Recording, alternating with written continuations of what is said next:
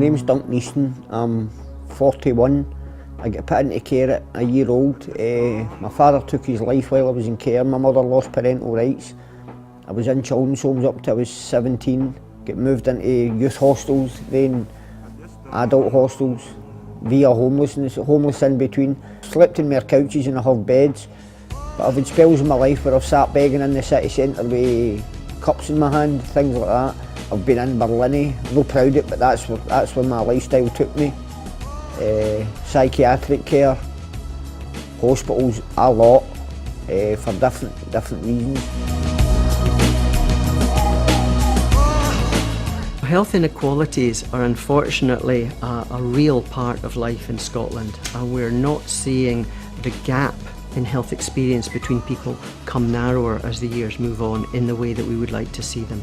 Issues of poverty and social inequality and the what are called social determinants of health, so things like education, housing, employment, those all have major impacts on the health that is experienced by individuals. Not just physical health, but mental health also.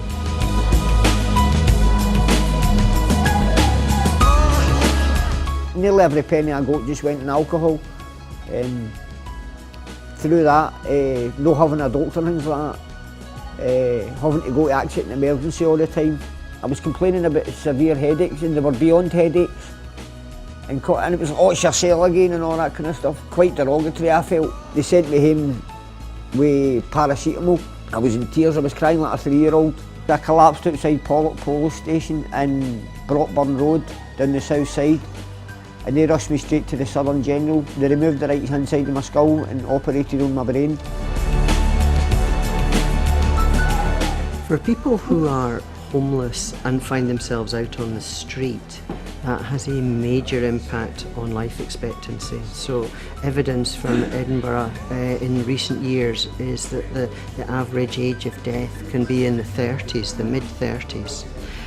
That is quite unacceptable in Scottish society, and one of the messages that we really need to get out there for everyone is just the absolute injustice of the experiences of homeless individuals. I know just from experience and dealing with people on a daily basis that quite often their health issues are exacerbated by the housing situation. I believe it's a basic fundamental human right for people to have safe, secure accommodation, and without that they can't register for a dentist, they can't register for a doctor, they can't be employable, they can't sign on. There's so many barriers for people who don't have their own accommodation. They're not accessing the right services. A lot of people don't know about them. They might be publicly available for people who have the knowledge to know where to look and who have the ability and the confidence to go there and ask people, sorry, where is that? Do you have information on this or that? People that are marginalised in society don't have that confidence. It's just a misunderstanding about, you know, the plight of people that find themselves homeless. You know, they're just normal people, you know, for normal households, normal backgrounds, you know. But you know, when you're in a certain circumstance, you know, you're kind of just classed differently. It's a sense, you know, that you're kind of, you know, you don't feel that you're being classed as human even, you know. It made me feel on occasion like I was less than other people, which I'm not.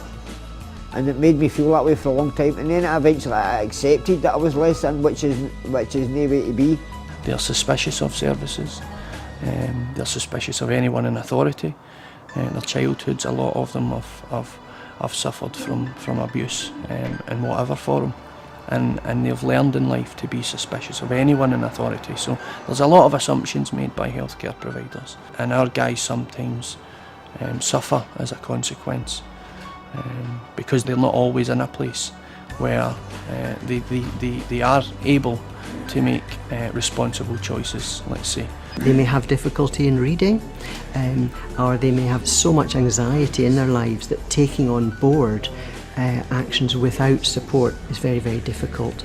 So I think walking with the individual and helping them take the steps is what is the most helpful thing for the homeless individual, and I think that's where anticipatory care planning can provide a platform to take those steps towards greater autonomy for the individual. ACP as an approach could be very helpful, not just within the health and social care setting, but can we bring it in to use within those working in the homelessness sector, third sector, and also in councils, so that homeless officers can be able to begin an ACP plan and pass on to healthcare in due course. I think what the ACP model would give our homeless community in Glasgow is a voice. And it's a voice that is often not heard, it's a voice that is often not considered the expert when they absolutely are the expert. So we, using that model would empower people to make choices about their future. And as soon as you empower someone to make their choices, they're always much more likely to succeed in future. What we need to do is we need to invite people in and sit down with people and actually say, what do you need? So we've all got a role to play in this, and how we communicate with one another is how we will make sure that we'll dovetail together to enhance what each other are doing rather than duplicating what anybody else is doing. What are the best ways that we can help people who find themselves particularly homeless and out on the streets? And the answer is that we have to get alongside them and find out exactly where they are. Really, they need to be walked with through the journey that they find themselves in.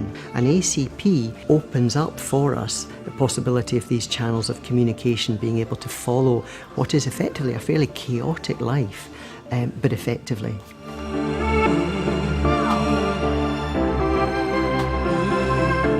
I've been given the choice in every decision that's been made. I've not just been told what we're going to do.